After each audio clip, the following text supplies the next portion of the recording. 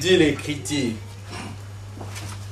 Quiconque croit en lui ne sera point confus.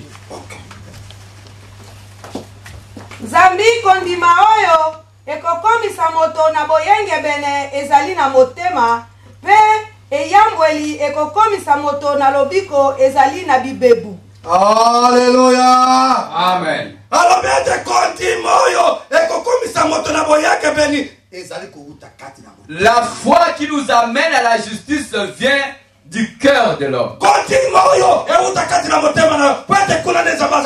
La foi doit venir d'un cœur sincère. Quand bien même nous sommes ici, personne ne sait sonder le cœur de son voisin. Même celui qui est à côté de toi, tu ne peux pas sonder son cœur. Mais Dieu, il est sonde. Comme nous sommes là, Dieu connaît le cœur de tout un chacun de nous. Et Dieu, la foi qui nous demande, c'est la foi sincère qui vient de notre cœur. Et tu crois fermement et tu le mets en pratique. Alléluia. La foi sincère vient de notre cœur, du fond du cœur. Cela nous amène à la justice de Dieu. Et lorsque nous confessons de notre bouche, cela nous amène au salut. Lorsque ça vient du cœur et que ta bouche confesse, cela nous apporte le salut. Beaucoup viennent à Dieu, mais ils ne savent pas comment s'approprier du salut, de la guérison de Dieu. C'est alors que Dieu nous montre comment nous pouvons obtenir sa délivrance. Si tu les mets en pratique, tu auras la délivrance de Dieu. Ce n'est pas demain, c'est aujourd'hui et maintenant. Et maintenant, le Seigneur va toucher ton corps. Et tu vas marcher avec victoire. Et demain, d'autres vont s'ajouter à la réunion de prière. Alléluia. Amen. La foi, c'est une chose capitale. C'est important. Même quand Moïse était dans le désert, celui qui ont cru à celui qui était placé devant eux, ce sont eux qui étaient sauvés. Le livre de Jean, chapitre 3, verset 14. Verset 14. Non, verset 15. Jusqu'à 15. Jean chapitre 3, verset 14 à 15 nous lisons. Et comme Moïse éleva les serpents dans les déserts, il faut de même que le Fils de l'homme soit élevé, afin que quiconque croit en lui ait la vie éternelle. Amen. Totangi. Pelo kola Mose anetolaki nyoka kati na lisobe boye ekoki na mwana na moto konetwa ete moto na moto oyo akondimaka ye azala na bomoi na seko. Alléluia. Amen. Na lisobe bana na Israël bazalaki basumu. Comme dans les déserts, le peuple d'Israël ont péché. Dieu a envoyé les serpents brillants pour qu'ils meurent de leur morsure. Quiconque était mordu devrait mourir. Mais Dieu a dit à Moïse, élève les serpents des reins. Quiconque regardera les serpents penchés,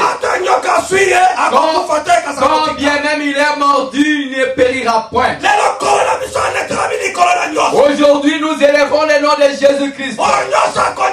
Quiconque croit en lui sera sauvé et aura la vie éternelle. Alléluia. Amen.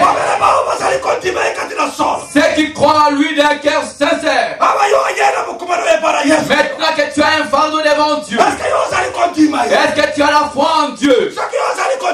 Si tu as la foi en Dieu, cette foi-là sera suivie des signes.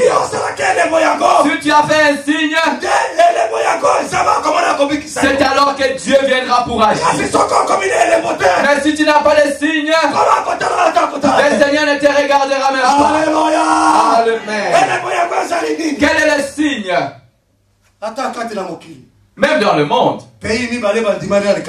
lorsqu'il y a un accord bilatéral, on doit signer. On doit signer entre les deux parties. Mais si tu crois en Jésus, vous devez signer un accord de foi avec Jésus-Christ pour que ton nom soit inscrit dans le livre de vie. S'il n'y a pas cet accord, quand bien même tu es à l'église, la main de Dieu ne te touchera pas. Quel est cet accord de foi? Le livre de Marc, chapitre 16, versets 15 et 16. Versets 15 et 16. Écoutons cette chose. Si tu vas signer un accord avec Dieu, le Seigneur va prendre en charge ta vie.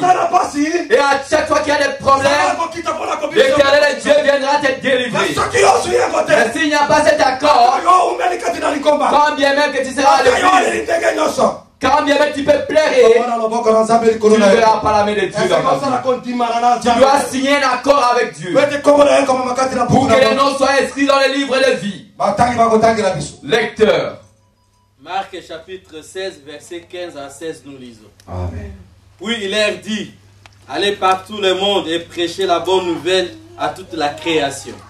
Celui qui croira et qui sera baptisé sera sauvé.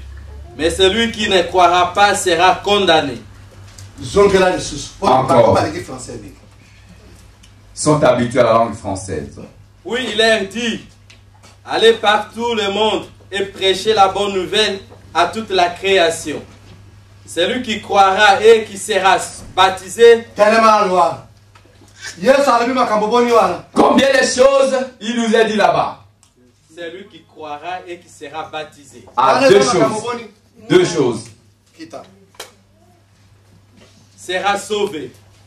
Mais celui qui ne croira pas sera condamné. Linga. Totangi kati na mokanda na malako na mokapo na zomi na motoba. Kobanda na molongo na zomi na mitano kokita na zomi na motoba. Biblia elobi boye. Alobi na bango ete bokende na mokili mobimba. Bosakola sango malamu epai na bato nyonso. Moto nani akondima pe akobatisama akobika. Kasi moto nani akoboya kondima akokweya. Alléluia. Amen. La première chose, la première recommandation. Croire en Dieu. C'est que nous avons annoncé. Vous devez d'abord croire en lui. Et la foi, cette conversion doit être concrétisée par le baptême. Parce que le baptême n'est pas un symbole comme on le dit.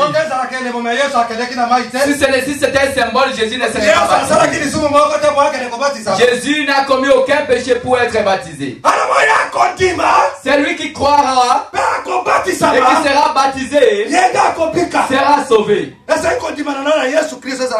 Vous devez concrétiser la foi en Jésus-Christ par le baptême. Lorsque vous êtes baptisé, c'est alors que vous faites une alliance, un vœu avec Dieu.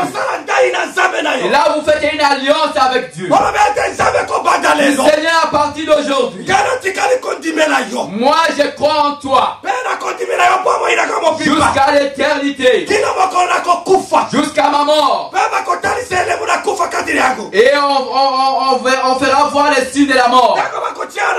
Lorsque tu vas descendre dans l'eau, c'est la mort avec Jésus. Et lorsque tu sors de l'eau, c'est une nouvelle créature. Les choses anciennes sont passées. Quels que soient les péchés que tu as commis, en ce jour-là, tu es devenu une nouvelle créature. Et lorsque tu fais un vœu devant Dieu, Dieu est là. Les anges sont témoins. Les saints sont présents.